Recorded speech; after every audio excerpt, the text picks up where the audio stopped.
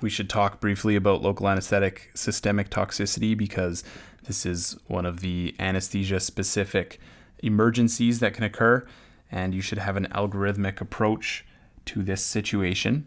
Remember that you'll see CNS excitation and then CNS depression and then evidence of cardiac toxicity. So in particular, the CNS and cardiac toxicity are things that we need to be able to understand and manage. In terms of cardiovascular toxicity, basically what happens is arrhythmia and hypotension. Local anesthetics cause decreased automaticity. So this is a pacemaker cell, which will have a voltage threshold for depolarization around minus 30 millivolts. The phase here of slow depolarization before it reaches its threshold is, by definition, phase 4. And this is where you have calcium influx, which is sometimes all that's listed, but indeed there is sodium influx from what are called funny currents.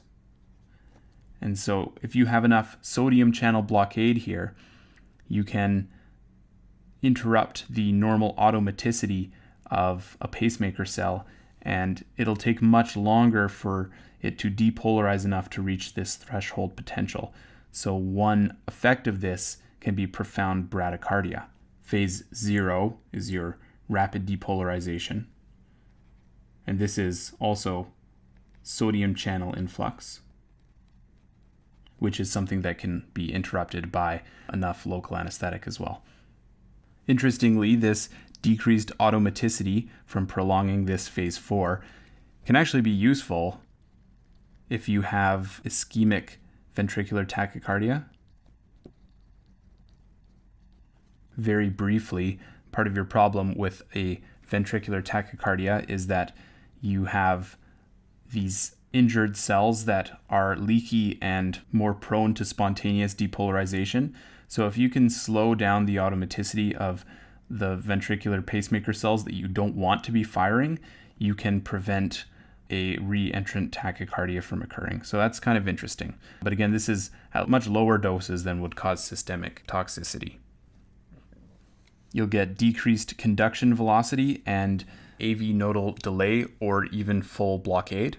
Here's a normal P wave followed by a QRS complex with local anesthetic toxicity. You can get P waves followed by a prolonged PR, and then widening of your QRS as well.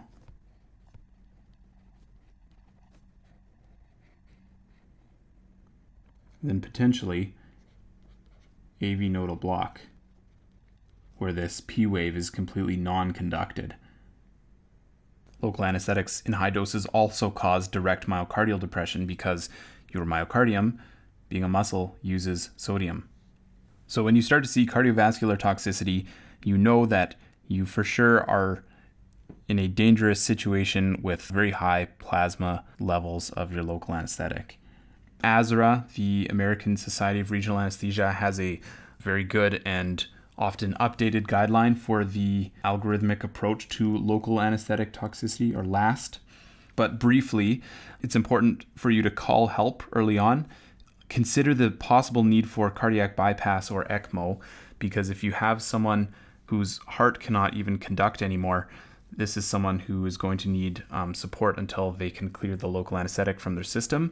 And then also, as quickly as possible, obtaining the local anesthetic toxicity rescue kit, which has intralipid in it. Intralipid is basically a bag full of these lipid sinks.